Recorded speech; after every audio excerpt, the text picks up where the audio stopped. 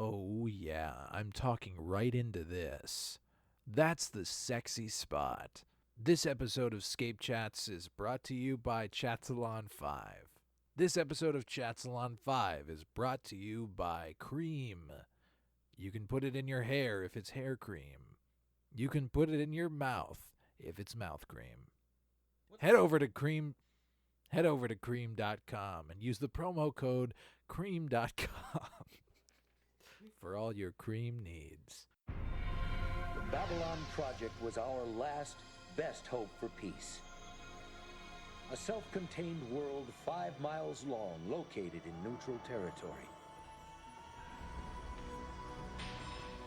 A place of commerce and diplomacy for 250,000 humans and aliens. A shining beacon in space, all alone in the night. It was the dawn of the third age of mankind, the year the Great War came upon us all. This is the story of the last of the Babylon stations. The year is 2259. The name of the place is Babylon 5.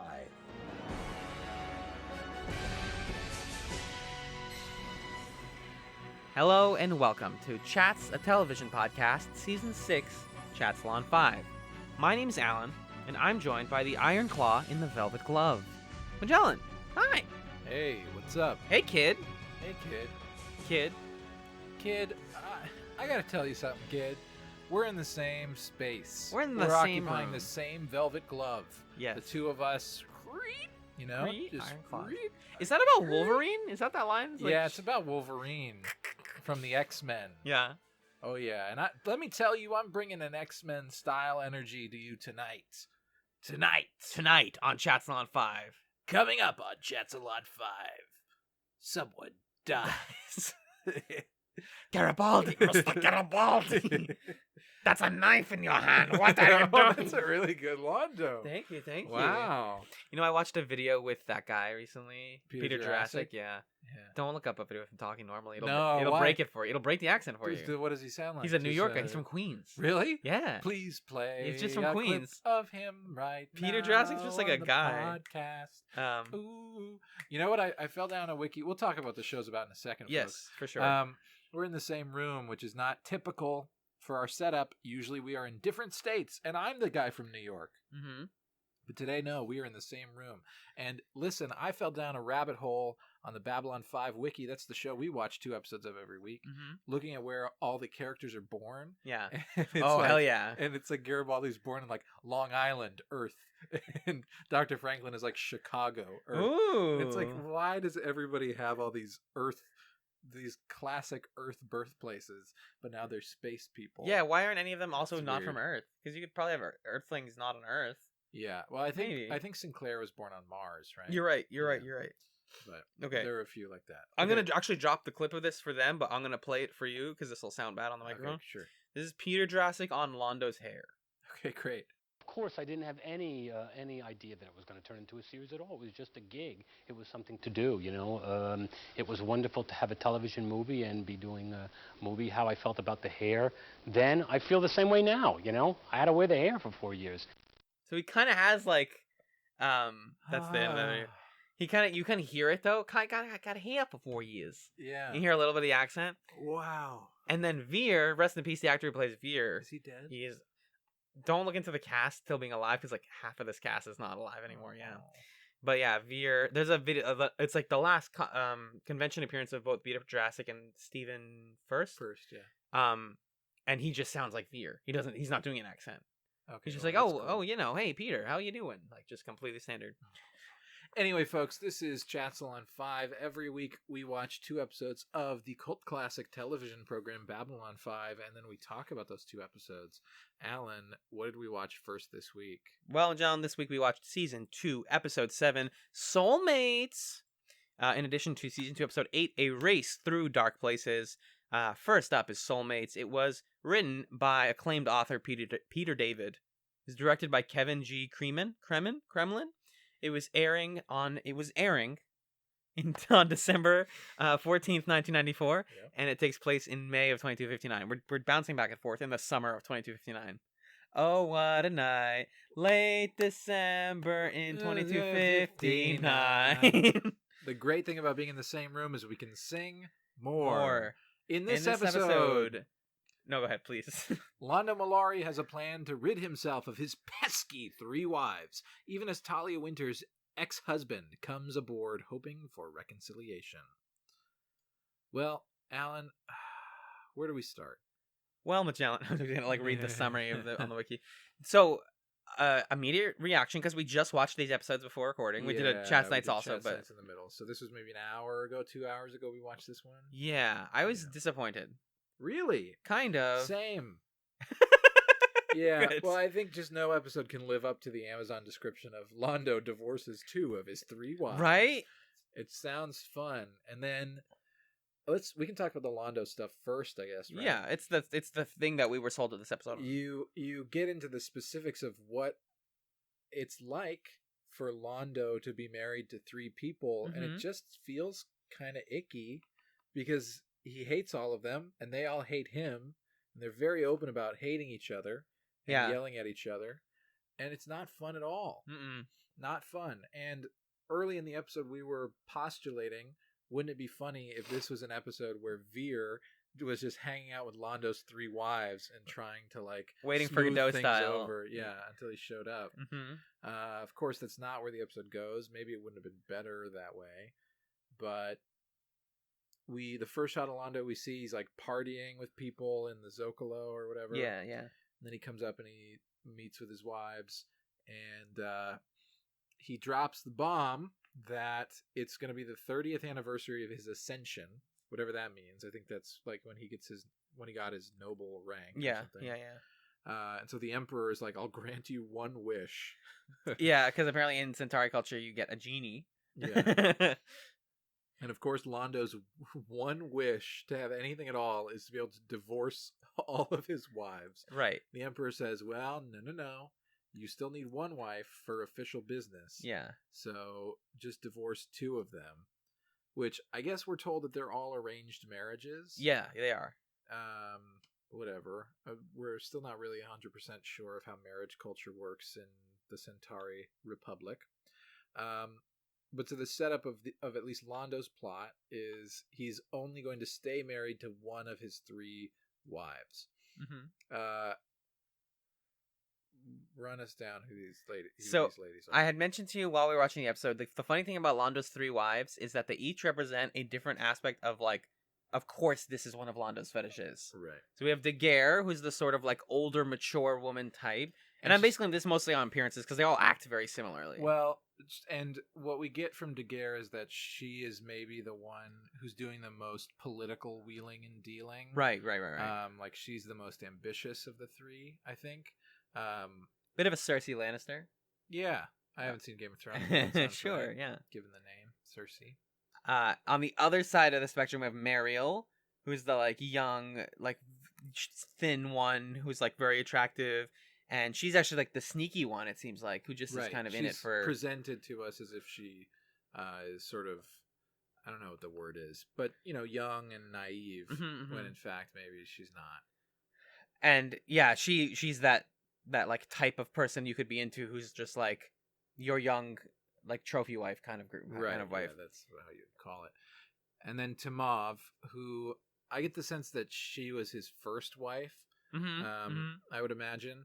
And Tamav is essentially the brutally honest wife. Yeah. She's no bullshit. She's not going to lie. She's very British. Very British. Her voice I recognized. Maybe she's been in cartoons. Yeah, Jane Carr did a lot of cartoon stuff in the 2000s, yeah. And just her kind of defining character trait is that she's just telling it like it is. Hell yeah. Brutally honest. Love it. And, what I don't like is you read Londo divorces his 3 wives and you're like, man, that's really funny. And what you realize is they didn't mess up that plot. They took it exactly where something like that would go, which is he kind of makes a contest out of it. It feels kind of skeezy. At first, all of the wives are just these sad, jealous, grumpy types. And you're just ugh, women. They're so obnoxious. Yeah. And it takes until the very last act for Tamav to come out as the beacon of like honesty and truth that Londo deserves in his love life. Yeah. That like makes the plot flip around to like, okay, like I don't hate this, but it just spends so much of its time being like the joke is what you just said. You get one wish, divorce. Right. That's like a dad joke to the extreme. Yeah, I think the plot gets. I think we expected it to take a turn of some kind or subvert that idea, but it doesn't. It just plays out as like a really cheesy sitcom where it's like Londo and his 3 wives, and we even get the scene where like they all or like 2 of them want to have sex with him at the same time, and he's like, "Well, maybe we can all have sex," and then one of them slaps him, and it's like, okay, whatever. Yeah, it's just this dad fantasy. It's weird. It's really odd, and it doesn't challenge Londo as a character at all. And it kind of vindicates him a little bit in the way that he's acting. Like, oh, these women presents each of them as these rote stereotypes of TV wives. The one who's like always yelling, the one who's like kind of smooth talking liar, and the one who's like a young ditzy wife. Yeah. Who's secretly also a smooth talking liar. It doesn't challenge any of those stereotypes. It doesn't challenge Londo wanting a divorce. It just kind of presents that to us and does a plot with it. And it feels sort of gross. And it makes Londo as a character feel kind of gross. But it's really just bringing up to the surface what has already been true, which is that Londo, as you mentioned while we were watching, is somebody who's been challenging his own morality a lot lately and thinking like, am I a good person, or am I just like a bad person getting by, and like how do I go from one of those states to the other? Yeah. And is that worth even doing? Because like I said, at the end of the episode, he starts talking to Tamav, and the other 2 poison him with the idol. Yeah, they don't. The Mariel, the youngest one, is the one who like purposefully does, I think, or at least something about it. Well, like, she buys the idol, and it's from that it called guy. Sorry. Maybe she knows that this like little statue is gonna shoot a booby trap at him and poison him. I don't know how she would know that, but maybe she knows that. And then it seems like Daguerre is willing to let him die when he's poisoned. So both of them have a moment where it's like, yeah, maybe it's better if he's dead so we can keep our titles. They keep their titles and inheritance, and they don't have to be married to an asshole anymore. Yeah, and Tamav is the only one who's like, well, we have the same blood type. I should give him blood and heal him. I would feel bad forever if I didn't, kind of thing. She has that great scene with Dr. Franklin where she's like, I have the same blood type, but don't tell him. And he's like, can I give you some advice? or whatever. He has also, I think he gives advice Dr. to... Franklin is like, yeah, okay, great. Just go. Get Come in on. here. Come on. And then Londo is like rude to all his wives when he wakes up. And he's like, oh, I'm in hell, blah, blah, blah. Yeah. And then That's when Dr. Franklin... Yeah, can I give you a word of advice? Stick it. Stick it. Woo. I love Dr. Franklin in these 2 episodes. Yeah. He's a shining beacon of reality. He's redeemed himself. Yeah. From his trash boy status. His trash boy streak, honestly. Yeah. 0-3 or whatever.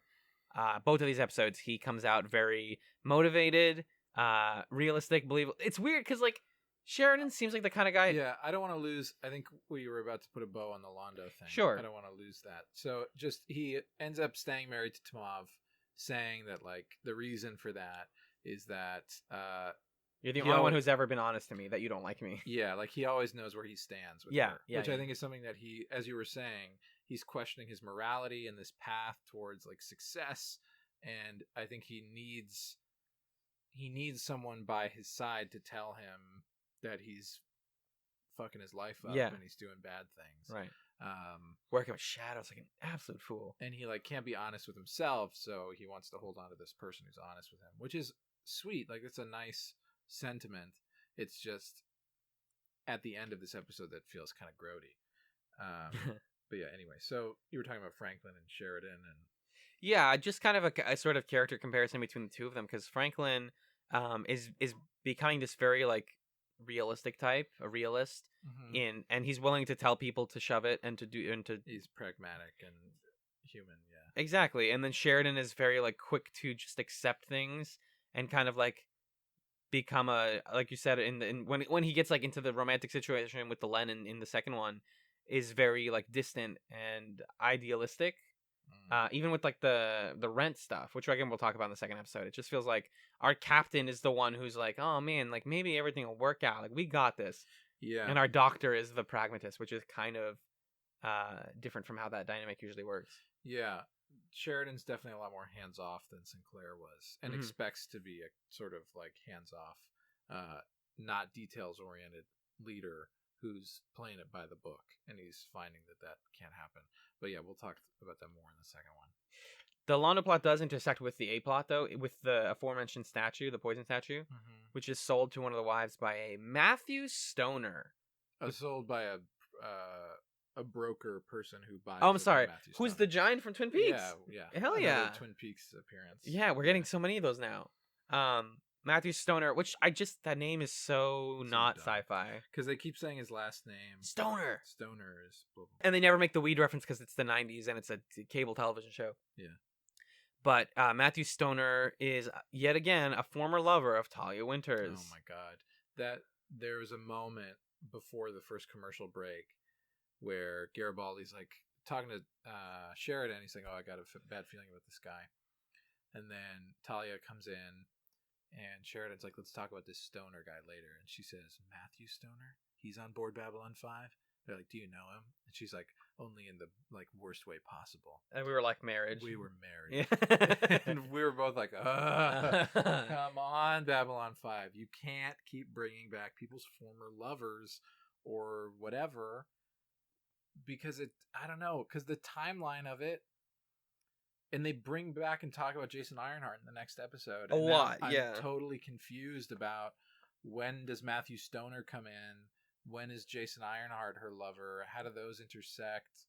I don't know. How many lovers did she have at Psycord? Well, I mean, it's, whatever. Like, you can have lovers. Yeah. But it's like... But she's married to one of them. You got married to this guy. How long did that last? The timeline, I'm just not sure about it.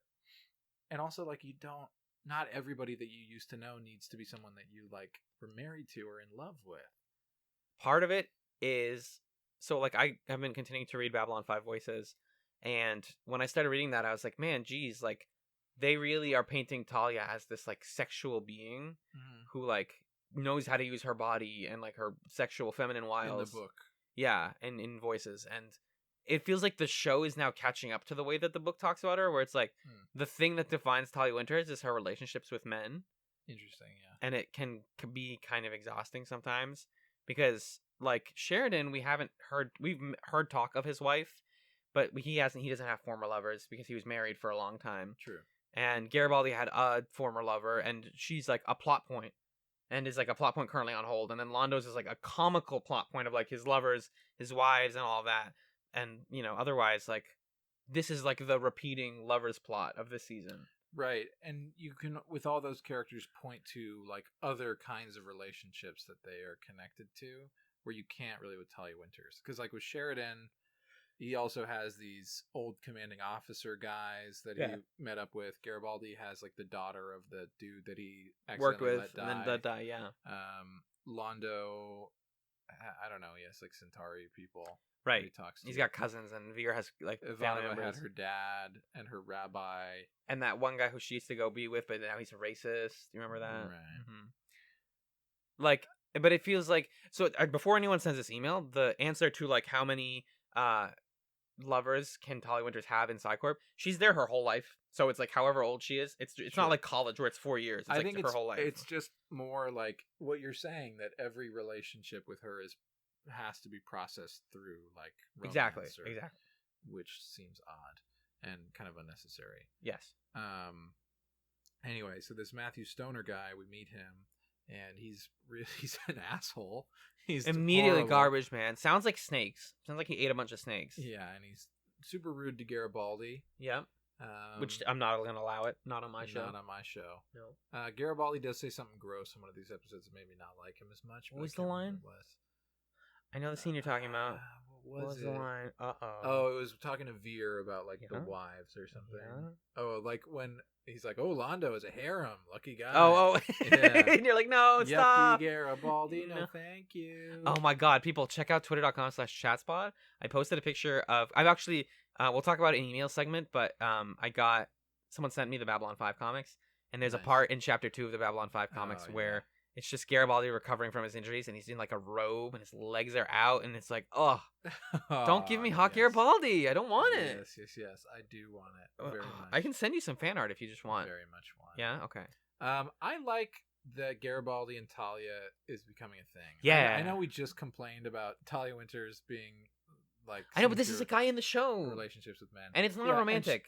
and she well, kind of romantic, but she's also developing more of a plot around like Psychor evil that's Conspiracy. her own kind of separate story. Yes. So I'm not as conflicted about it. But I like the two of them. I think they're playing off each other in a way that seems better than the first season. Like they seem genuinely like they're friends, as opposed to in the first season where it's He's creepy. Yeah. Yeah. I'll show you my second favorite thing, and it's Duck Dodgers and all that stuff. Yeah. Was it this episode where they go into his quarters and there's a picture of Daffy Duck Yeah. on top of his bed? Yeah. Mhm. That's just a detail we want to just toss that in the memory banks.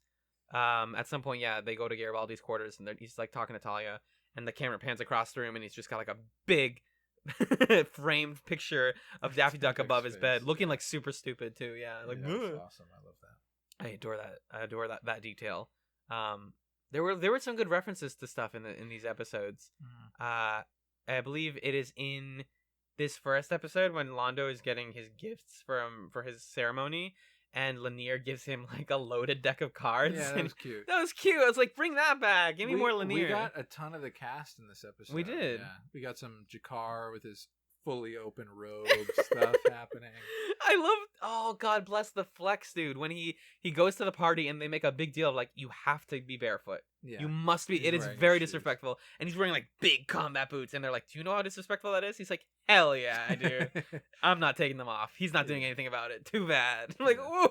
That was great. I adore Jakar so much. Jakar, yeah.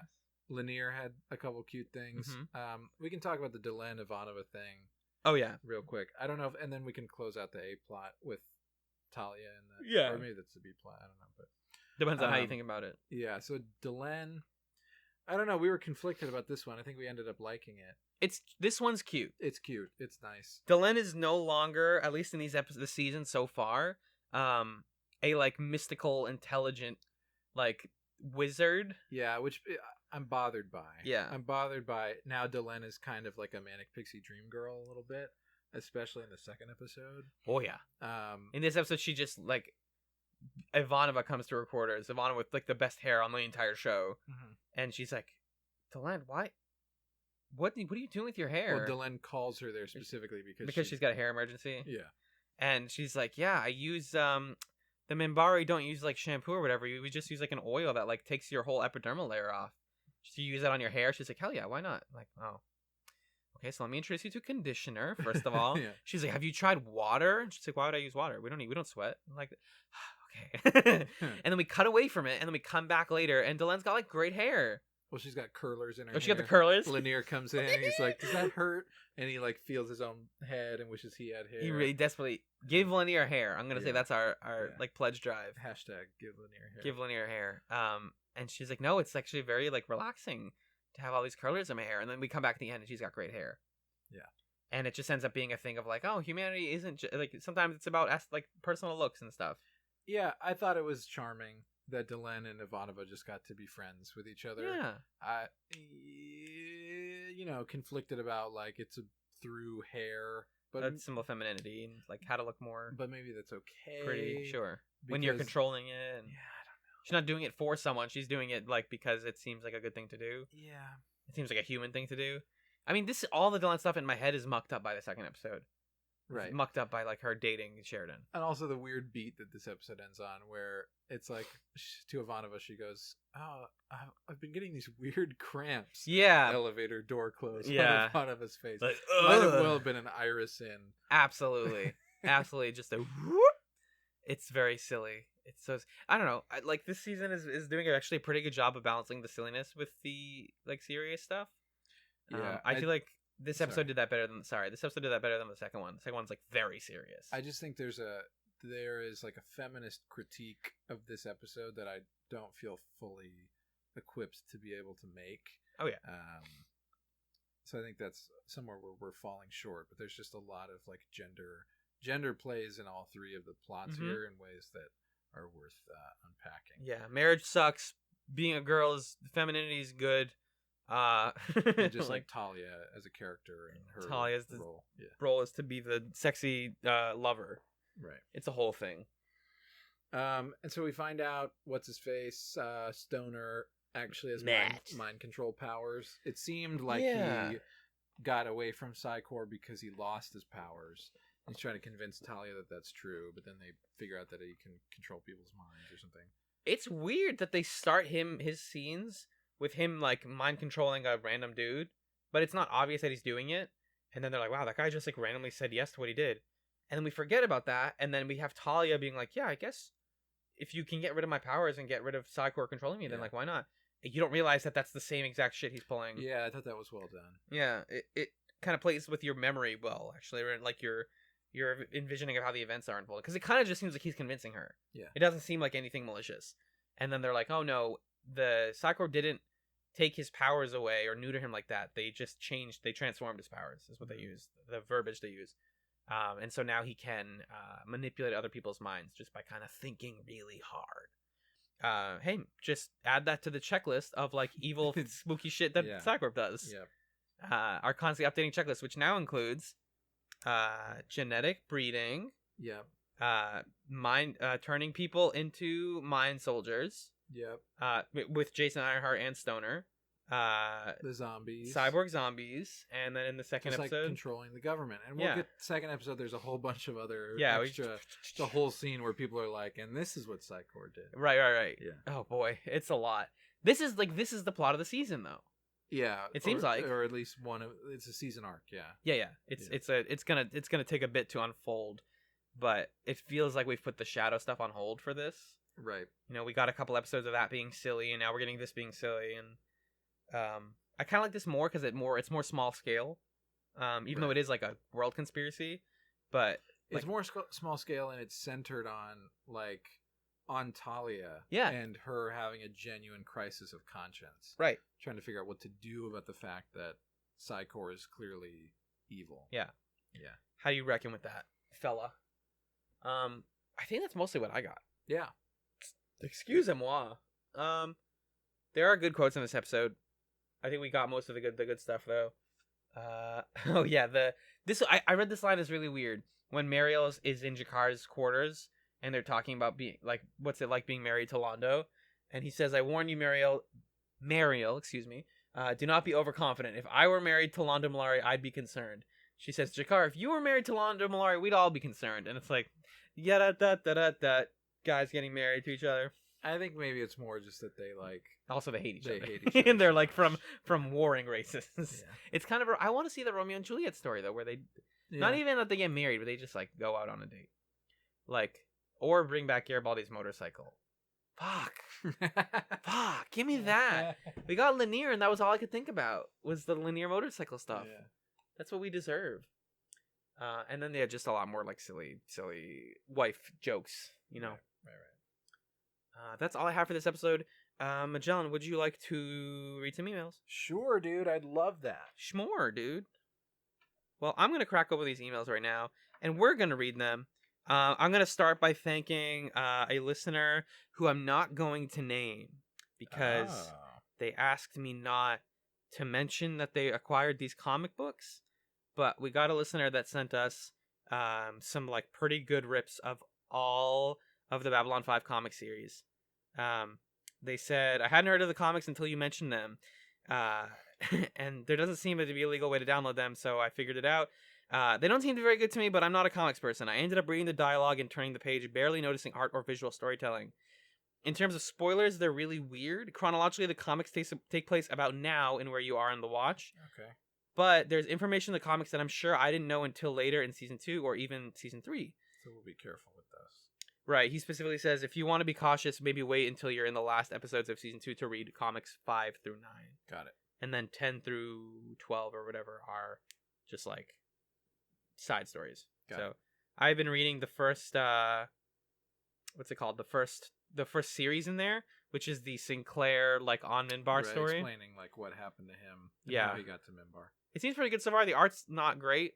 You Honestly, also haven't learned much yet, right? Yeah, and right now it's more like just reestablishing for a person reading the comics. Like, here's who Sinclair was, who he was, where he was, and why he's here. And it seems like he's just dealing with politics, which is interesting. That's what I wanted to see. So, okay, I'll see where it goes. You'll let us know. Yeah, for sure.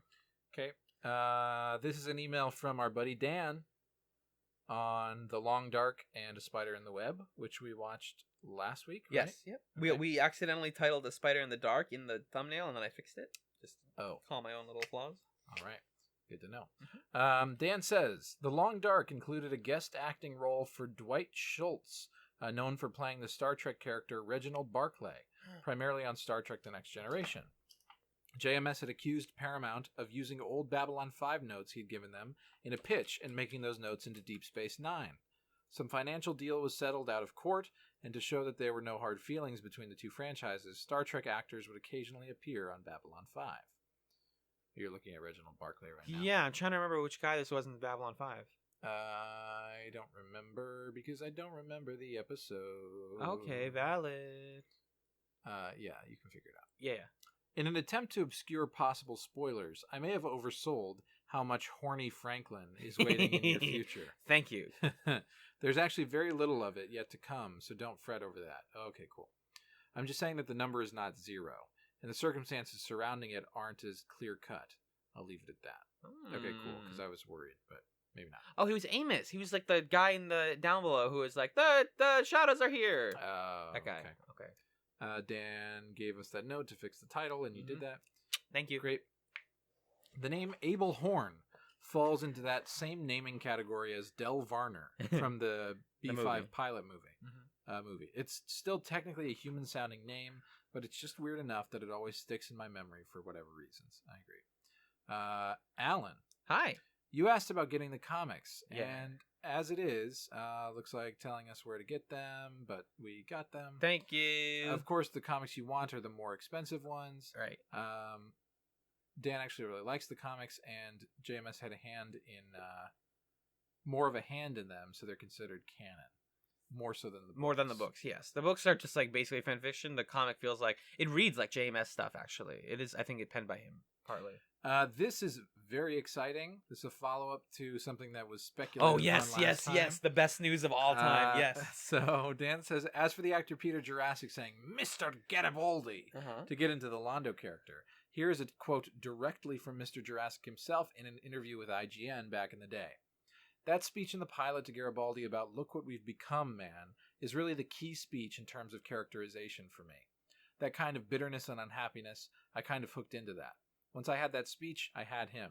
In terms of the sound and the voice, I used to use the phrase Mr. Garibaldi as a way to get into character.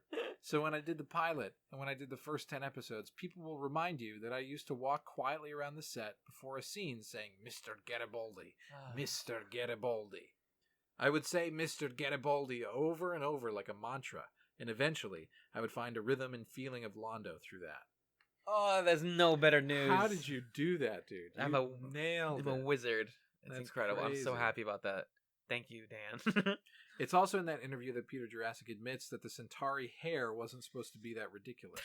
But during one of his early makeup sessions, they got the hair half on, and it was sticking up like a peacock, and as a lark, Peter Jurassic ran to JMS, who was deeply in the throes of writing and producing the series, and said, hey, what do you think of this hair? And JMS was basically like, it's great, whatever. And then Peter Jurassic didn't have the gall to say that he was just joking, and that's how he ended up with Centauri hair. I really like to think that he was in the That's in the throes of like lovemaking, and not writing. It's kind of the same thing if you think about the difference. Do you want me to read this next email? Yeah, here you go. Ooh, this is from listener Jonathan. Who it's titled "Quick Drazi Note" because we asked about like, is the Drazi like, do they come back? What's their deal, etc. He says the Drazi, like many of the smaller alien races, are featured in the episodes that show the quote League of Non-Aligned Worlds, typically council meeting scenes. Yeah, they sit in the group with the other alien races and occasionally contribute to diplomatic discussions. It turned into an accent. For example, in Deathwalker, the Immortality Serum episode, the Drazi were one of the aliens that most forcefully insisted that she be tried for her crimes. Nice little like world building consistency. There are 6 total votes on the Babylon 5 Council. That seems in Congress, but okay. The Minbari, the Narn, the Centauri, the humans, and then the League casts one vote as a group. And the Vorlons make up a sixth vote, but Kosh never shows up to vote. Which is, thank you, John. That's good shit. God, I miss Kosh. We haven't gotten a single Kosh scene this season. What if they improved the toilet costume? I have a question. I want to know about him. But yeah, for now, thank you so much for those emails. Thank you for the comics to that listener. And we'll be right back after a brief musical break to discuss A Race Through Dark Places.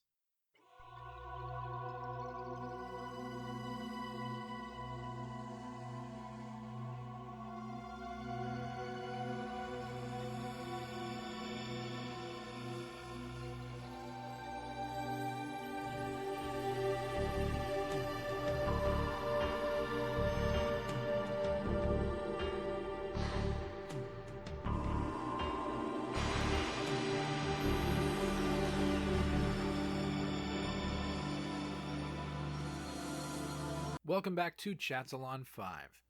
The second episode we watched this week was Season 2, Episode 8, A Race Through Dark Places. It was written by J. Michael Straczynski, directed by Jim Johnston. It aired on January 25th, 1995, and it takes place between March 14th and March 17th of 2259. Alan, what happened in A Race Through Dark Places? Well, Magellan, in this episode, Psy-Cop Albert Bester? One of those.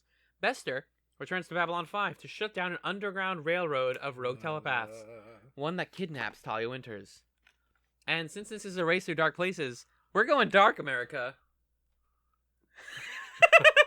Alan's laughing because he just turned off the computer monitor, and we are now in as dark of a room as we can be. Oh, God! This is kind of scary.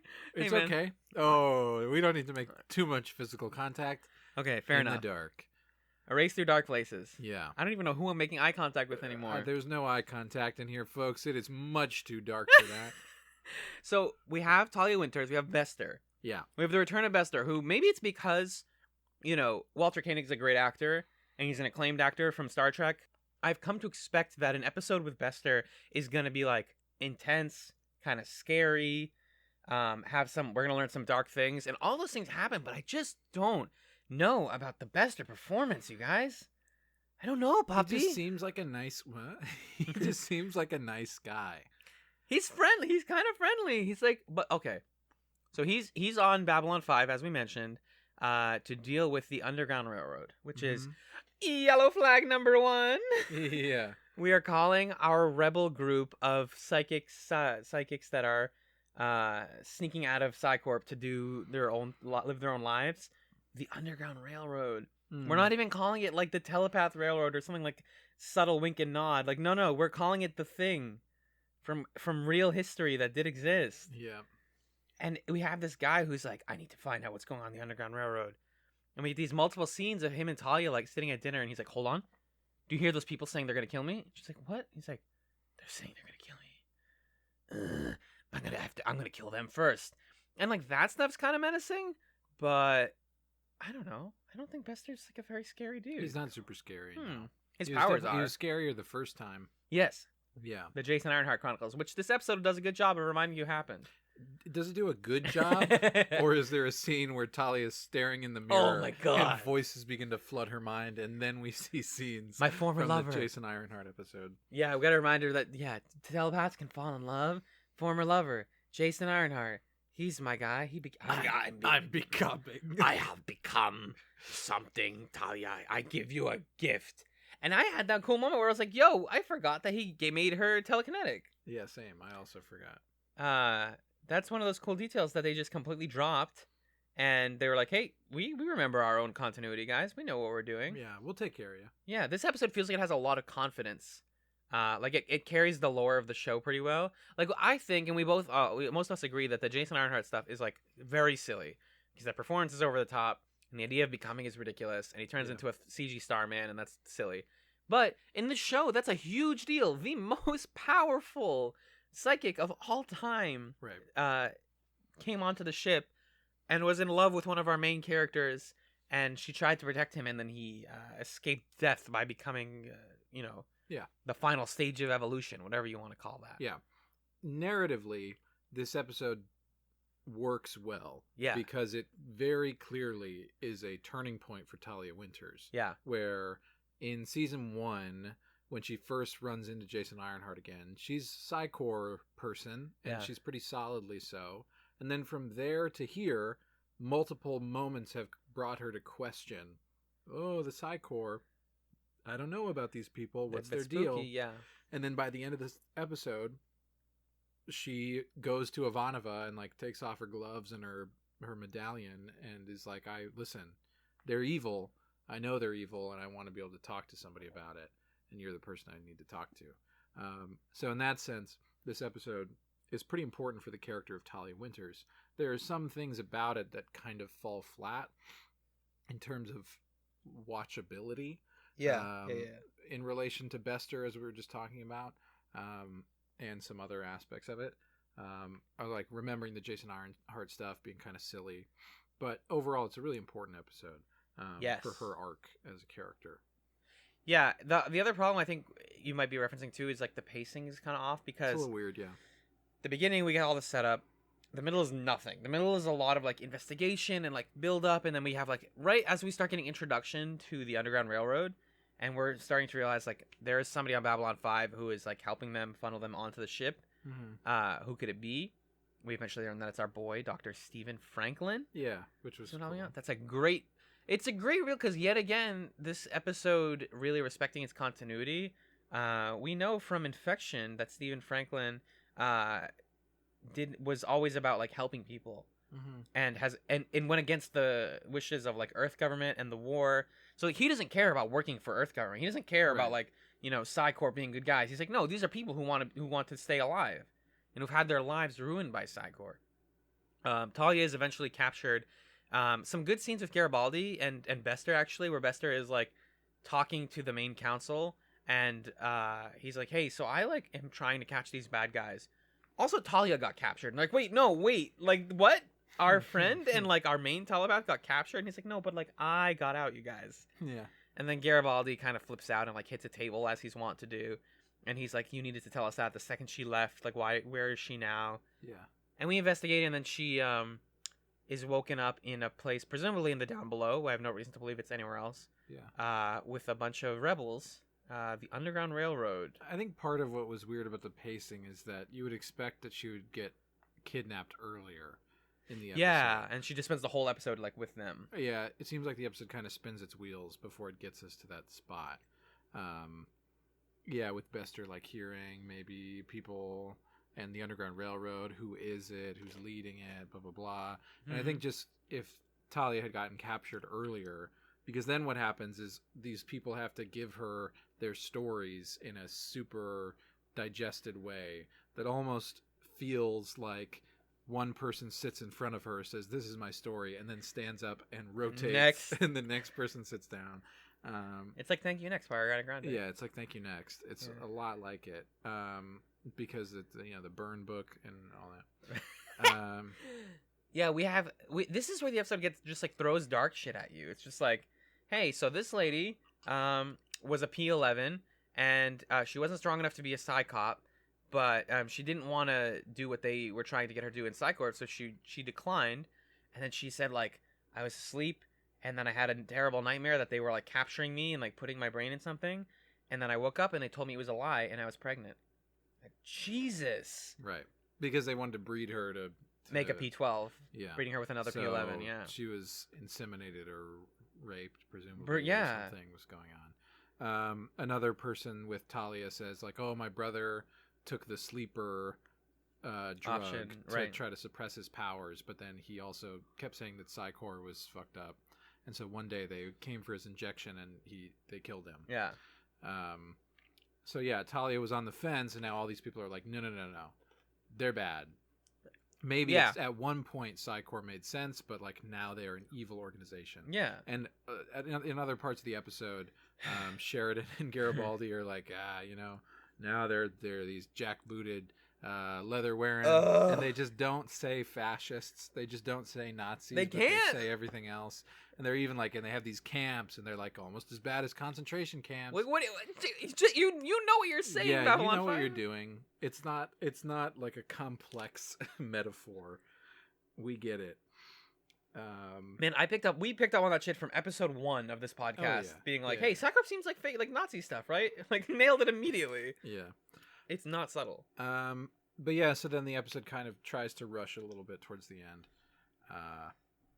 But it gets to a good place, and it has this really powerful scene where it does a bait and switch with the audience, where Bester finds the Underground Railroad people, and it's this stupid thing of like, we're going to take our gloves off now and unite our powers to mind control Captain you. Planet shit, yeah. But then, someone's not working with us. Oh, Talia's not. She starts shooting the people, killing them. Oh my God, we're both on the edge of our seats. Yeah. What?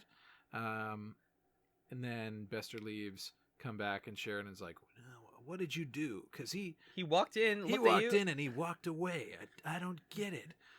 Well, we gave him a false memory, but don't talk to him because he could read your mind and know our plan. But that was cool. What did you think about that stuff? That whole scene. That's my favorite scene of the episode. I thought it was awesome. Yeah. I mean, I thought it was it genuinely had us guessing. Because we've We've we're in a place suspected where we could have believed it. Exactly. We've had reasons to suspect that like Talia's not maybe not on the up and up. Maybe this is the moment. At some point, either she's gonna have a heel turn or she isn't. We don't know at this point. Yeah. And I think what's good about it is that it maintains in our minds that there's still some doubt exactly about why she's taking certain actions. Yeah. Like maybe she doesn't like Bester and she wants to save these people, but she still thinks that Psy-Corps is a good organization. Yeah. I don't know. And so instead of it just being a kind of feel-good ending where they use their mind powers and like make Bester go catatonic, Right. Because he's and- got to be a villain for the rest of the show. We can't like knock him out. yeah, instead of doing that, and it's like, oh, Talia is great. It leaves this ambiguity, which they're going to continue to play on and figure out. I don't Yeah. like though that they followed up with this really annoying thing where one of the leader of the quote unquote like presumed leader of the Underground Railroad, it, like takes her into a corner and it's like, hey, Yeah. you can't like just be like a regular psyche anymore. You are the future. You're the chosen one. You're the future. You have Yeah, powers. that was weird. We know he gave you Jason Ironheart gave you powers, and it's more than just being able to be doing telekinesis Yeah. and being able to suppress it from Bester. You have something else going on.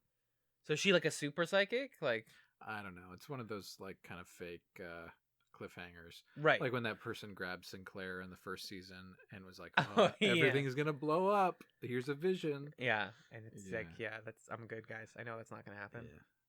Yeah. But yeah, and then Talia, like we said, she, brings wine to Ivanova's quarters and finally admits that they're in love with each other. Ah, very cute moment. Very cute moment. It's great.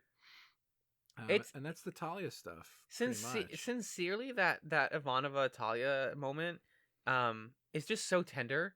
Like it's not, and I don't like. We agree that it's like a romantic thing, sure, and I think it's actually been like JMS has said that was the intent. Yeah. But it's just like reminding you again. Chronology matters. Continuity really matters. When they first met, they were like sworn enemies. Yeah. That was their first introduction. Was like, she's from Psy-Corps. She likes Psy-Corps. Screw that. Yeah. Ivanova, I'm never gonna like Talia. No, ever. Right. And now both of them, between Ivanova in her new position as commander and having to constantly have these like moral questions hanging over her head, Mm-hmm. and Talia now having her whole universe shaken by a moral question, are coming together and being like, okay, maybe we both have some reconsidering to do. Maybe we both like have things in common that Yeah. other people can't provide to us. Right. So it's good stuff. But I noted like after we watched this episode, I don't remember any other plot. Was there another plot in this episode? Yeah. There was definitely one. Let's talk about Sheridan. Sure. So first of all, Oh yes. yeah. Oh God. So just his one brush with the main plot is that he's like a by the book guy, and he's like he appreciates what Dr. Franklin is doing, yeah. but he doesn't know what to do about it because he's trying to follow the letter of the law. Uh-huh. And we've said before that's his conflict, and that's the thing that he's going to have to get past. But before that, there's a lot of like fun, light as air stuff that Sheridan's doing. Mhm. So first of all, he and Ivanova are have been told by Earth Central that their rooms are too big and that they need to either start paying rent or move into smaller rooms. I really like this like economics like economy plot. Just you guys like we need to make money off of Babylon 5 more. Babylon 5 is not bringing in enough income. We've noticed that there are some rooms that are too big that aren't being charged for. You guys need to take smaller rooms, and we're going to use your rooms and sell them to people. Yeah, I found this kind of annoying. Like, because when Sheridan comes on the ship and he sees his room, he's like, whoa, this thing's too big. Whoa, this is huge. Now he's like, I earned this, damn it. I deserve this. I sit at this desk and do nothing every day. He reminds me of like my dad or like dads in this Yeah. moment where he's like, it's about the principle of the thing. Right. Because Ivanova tells him that they're telling us either we move into small rooms or to stay here we pay 30 credits a month or whatever, 30 credits a week or something. Which is not a lot, she says. She's like, that's not a lot. He's like, I don't care if it's a lot of money or whatever, or whoever compensates it. It's about the principle of it. I'm not paying for my room if I'm the commander or I'm the whatever, the captain. Yeah, I'm not in support of him making a big stink about it, but it's fun to watch. Yeah. You You get good moments between him and Ivanova. That are Yeah, fun. so they kind of try to work through it. Then he gets distracted by another plot boy. where Delenn comes up and she's like, Commander. I didn't do the voice very well. Listen, Commander. I'll have to work on my Delenn. Yeah. I'm trying to, and we were making jokes over her the whole scene. Yeah. Of like, oh, she's gonna ask him to a smooch or something, and she's like, I want to know what it's like to be a human. So will you go out to dinner with me? Oh, okay. Sheridan okay, whatever. I kind of like it when our like masculine protagonist gets to kind of be like the person who gets asked out on a date. Giddy. He's so like childish. She's like, oh man, these aliens, they're like kind of forward. This is nice. Like, wow, I'm being asked out on a cute date. I'm gonna go and like get all fancy. Cause yeah, I guess to her it's just like this is a way for me to understand humans more. Like it doesn't seem like I don't know if she's coming at it like I like you specifically. I maybe think she kind of likes him. Yeah. Yeah. Yeah. Well, she's asking him specifically over anyone else. So Right. yes. But they go to dinner, and it's very cute. It's very like silly romantic comedy. Yeah, talking like about they can things. just spend hours talking about anything. There was until like everyone in the restaurant's gone. right. There was a cut where like in the first scene they're just talking about stuff, and then they come back, and it's like the camera's focusing in the back on a waiter who's yawning, or like a waiter. And I'm like, wait, why are we? Oh, it's because they're telling us that the restaurant is basically closed. Yeah. But Delenn and Sheridan are still like having a fun conversation. Mm-hmm. It's my dinner with Andre. And then he goes to Ivanova for them to nap in his office, and he's telling her all these like Minbari jokes that clearly Delenn told him. In confidence, and it was like, you don't get to say these. Yeah. These aren't like nice. And then he's talking about like, oh, 1 minute these aliens are shooting at you, and the next they're taking you out to dinner. So, world's pretty crazy, Ivanova. Ivanova's just like, shut the fuck up. You snore so much, you gross man. I hate you. Yeah, because they're sleeping in the same quarters because they're trying not to pay rent, and then they come back, and he comes back from that date. He's all giddy, and his room's locked. Yeah, and so they have to sleep in the office. Yeah, I continue to be conflicted about the way they're taking Delenn, because it's definitely fun for Delenn and Sheridan to have a cute dinner, and for Delenn to have to do her hair and whatever. It's like, it's entertaining, but it makes you think about what you were saying before, that in the first season, Delenn is like this pillar of wisdom and religious thought, and she's always saying things that get other characters thinking, or like she's putting out disagreements, and none of that is here. No, That's all gone. she's here for broad comedy now. Yeah, and just sort of like cutesy romance stuff. And they continue to also hit this idea that now that Delenn has hair, she's hot. Yeah, And she's like wearing a human dress and walking in. and like she says, like, sorry, she's like, they fitted me with this dress, and they said, oh, it's very humid, it'll turn heads, and it's just got like a titty diamond. Right. It's just got like a boob Right. diamond right in the center. Right. For her cleavage. Yeah. And he's like, that'll definitely turn heads so much that they'll sue you for whiplash. And I'm like, yeah. you don't? Okay. That's not how that works, but okay. Yeah. Yeah, she's just leaning into femininity as like this is like what humanity is. Which it's fine. I think that's an okay place for Delenn to go, and I think that the fact that she's doing it as a sort of intellectual exercise, it's a question of how much of that is like legit happening versus a justification. yes. But I just wish it wasn't happening at the expense of the other things that we knew about her. Right. Because I mean, it was this season where she was doing the Carl Sagan stuff. Right. That was this season, so she's been doing like wisdom. Yeah, I guess that's true. But it just seems like this last couple episodes have been like it's time for Delenn to have a romance, Yeah. which I'm not into. God, I will never forget though.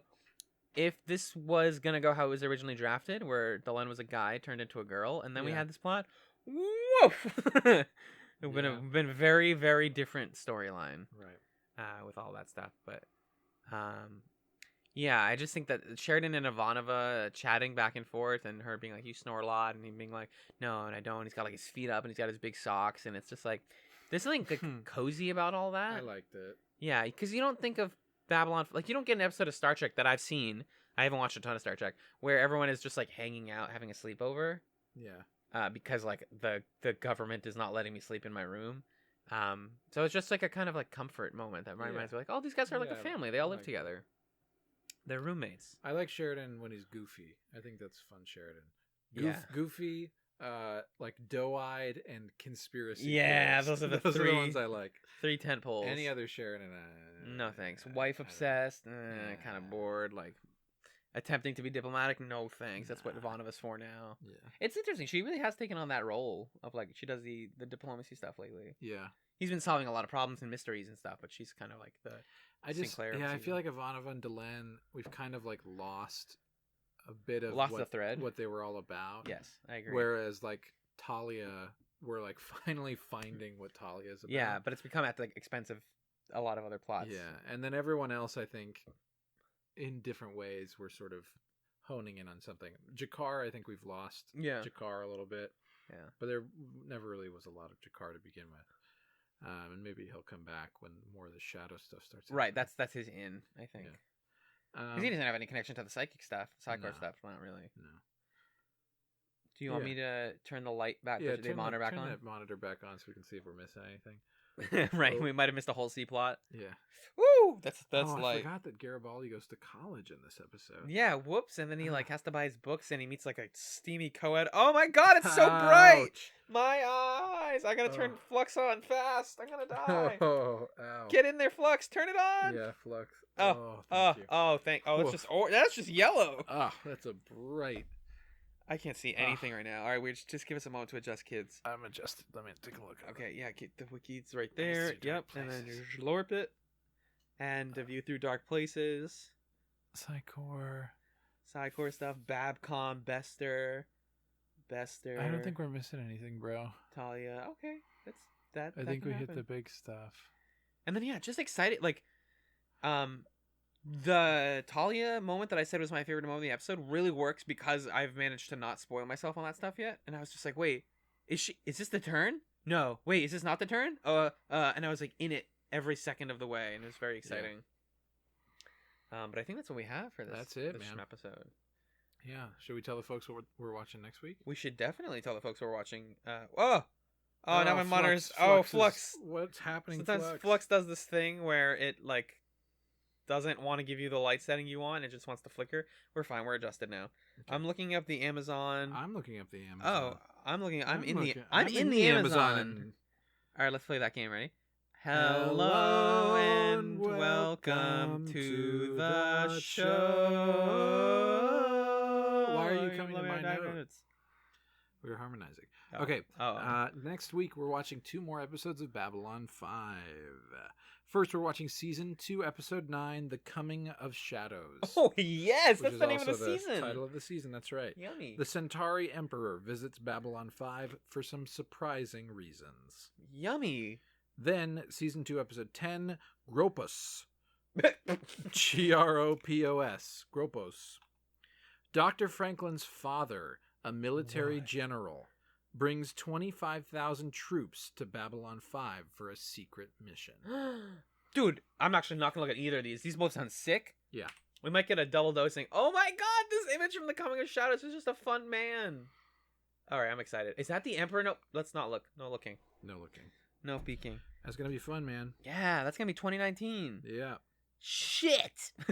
It's gonna be a different year. So I want to start by saying thank you for being with us this far. Through 17 episodes of Chatzylon 5 and through 3 years of Chatz, a television podcast. Really? Yes, it was like late. It was around this time in December when we published the first episode of ScapeChatz. And we'd been recording and fiddling with Long ScapeChatz before for that. a while before Yeah. that, but Since like March of 2015, yeah. I'm trying to see what the actual date was on the first let's get a ScapeChatz. date on that. It's like December something, but we're definitely gonna cross that The 3-year anniversary. mark, yeah. I guess Yeah. let's do something special for 5 years, huh? Yeah. Because We'll- we keep missing it. We keep missing these anniversaries. And then on 5 years we will do December 31st, 2015. Oh, We yeah. nailed it. Nailed it. I remember Farscape. Let's Good show. very good show. Honestly, one of the best shows. Pretty good show. Yeah, mostly because of how it like became my life, our lives for a couple years there. Yeah. But yeah, good shit. That is gonna do it. Let's take it to the plug zone. Schlorp. I really like this term schlorp. It's a good onomatopoeia. Onomatopoeia. There's something there. Boop doopy. Why can't you be more like your brother? Why can't you be more like your onomata brother? Why can't you be more like your brother? If you would like to contact us at the Chat Studios in sunny... Randolph, Massachusetts. Yeah, Randolph, Massachusetts. Thanks. You can do so by sending an email to chatspod@gmail.com. Ooh, yeah. You can also tweet at us at chatspod on Twitter if you have questions or comments or feedback, or you want to tell us we're wrong about something or right about something, please, for once. You can rate us on iTunes also, so you can help spread the word of the show, the good word of Chatz, get us big in 2019. And if you want to help us in another big way, you can do so by going to patreon.com/chatspod, where if you back us at $2 a month, I keep thinking about that. $2 a month is really not a lot. That's not a lot. I spend more than that a day on an iced coffee. $2 a month. You get commentary chats, where every month we watch a film and we discuss it. And we talk over it. Yeah, and you can play that while you watch the film. Yeah. Most recently, we did, for our December film, we did Shaolin Soccer. Our January film is going to be Be Kind, Rewind. And we've got some other fun ones on there. Face Off. Yeah. Labyrinth. That's One right. Piece Film Gold. Ants. Ants, an amazing episode. You said Face Off. Yeah. I think that's Maybe there's one more. Anyways, those are really good, and there's a And those are backlog. all available to you if you pay just $2 a month. Now, if you want to upgrade Mortal that, Kombat, that's right. If you want to upgrade that and pay $5 a month, you can also have access to Chat's Nights, which comes out every other week, and that's just 20 to 30 minutes of me and Alan talking about random stuff. Sometimes we're answering hypothetical questions. Sometimes we're watching YouTube videos. Sometimes we're talking about never have I ever situations. Whatever it is, we're just kind of chatting behind the scenes for a little while, and you get access to that. If you do the math, you might think $5 a month, but you're getting 2, so chop it in half. Right. $2.50. But also, you're also getting the commentary anyway, And you're getting the backlog of both. and Let's you're not getting forget the backlog of both. So, the more you give, the cheaper things become. that. This is how it works. That's what I think, anyway. That, dear sweet listeners, is not going to do it yet. No, Not yet. because we have one more thing that we do. We don't make personal plugs here, but we do have little chatsums, little things you can snack on. I'm gonna bite into a Chatzylon real quick. Yeah. What's that sound like? Ooh, it sounds like a corn nut. Oh, that's a That Chatzylon sounds right like there. a corn nut. That's what a Chatzylon sounds like. I'm sorry if I ruined anyone's ears. Chatsums are just little recommendations or little thoughts we have for you to walk away with if you feel like, doing something with your time. I got a chatsum for you, my man. Hit me with it, boy. Okay. Listen, I've been home the past few days, and so I've been able to play some games with you, and there's a new Smash Bros. Game. Smash Bros. Ultimate, is that the name of the game? Correct. And boy, it's fun to play Super Smash Brothers. I recommend that you get with your brothers and sisters and all the people of the world, join hands, and start a Smash train. Just beat each other up. Beat each other the hell up in Super Smash Brothers. It's super fun. Yeah, it's a nice value proposition to like. I bet you a lot of people got Switches for Christmas, Nintendo Switches that is, and maybe Switches of the other kind. Yeah. And Smash Brothers is the immediately fastest selling game on there. So if you don't have it, you know someone who has it. I can guarantee you that. It's like the new hot thing. It's very fun. You can get really intense, or you can just have a good time and throw Pokeballs at each other. We're probably going to play it after we finish this. Very likely, entirely likely. Also likely. What about you? What do you got? Also likely is that I will recommend working on something. So it's the end of the year. This is the last Chatz television podcast episode of 2018. My Chatzum. Can you actually chomp into a Chatzum for me also, like on the mic, please? Thank you. Oh, there it is. Oh my God, it's moist. Why is it so moist? It's a moist Chatzum because it's a juicy one. I'm asking. New Year's resolutions are hard. New Year's resolutions often set us up to not accomplish the things that we set for ourselves. It's more important to like set habits for yourself and tendencies and try to just stick to those as much as you can. Hold yourself to a standard. But a fun and easy thing you can do, start especially like at the beginning of a new year, is to track the media that you enjoy and you consume each year. If you're listening to this, you probably are a TV watcher at least. If you watch movies every year, every day that you watch one, mark it down in a thing, write down which one it is, maybe number them, do it in a Google Doc, do it in a journal, a notebook, just mark them down. And then you'll have a really good time in this period of like late December where you're like, oh my God, I watched like 75 movies in 2018. And you can like kind of itemize them all, and it's a lot of fun. If you're looking for a little game, I have a second surprise chat summary. Spicy. If you're looking for a way to gamify your movie watching, you can use a little website called flickchart.com that essentially gives you random matchups of two movies at a time, and you just have to pick, is this better than that, and this better than that. And you can add movies as you watch them, so you can have a definitive list of all of the movies that you like ranked in order. Hell yeah. Which is That's fun. Actually true. Yeah, if you want to do it with movies, then do them like make a list and then also do Flickchart, because you can get a running list of your year. This year I do games, movies, and albums, because those are all things that you can like start and finish usually. Yeah, I do movies, albums, books. Games, I finished 16 video games this year, which is much lower than I ever have, but I also don't play a lot of video games anymore, except like stuff like Smash Brothers where you don't finish it. I saw 21 films, most of which were either for commentary chats or... brother, this feels like a Chatz Nights to me. Yeah? Oh, breaking these down, you mean? Yeah, I feel like there's a teaser trailer. Yeah. We'll break down our lists in Chatz Nights. Yeah, I think that's going to have to happen. And then 110 albums. Ooh! Yeah, I do listen to a lot of music. That's just a big number. But if you want to hear us get into that, and which ones we listened to and which ones we liked, Chatz Nights, patreon.com/ChatzPod. But for now, thank you so very much for listening to this episode of Chatzylon 5. John, we can say it together now. Here we go. Ready? 3, 2, 1. Peace. Pizza. Peace. Peace.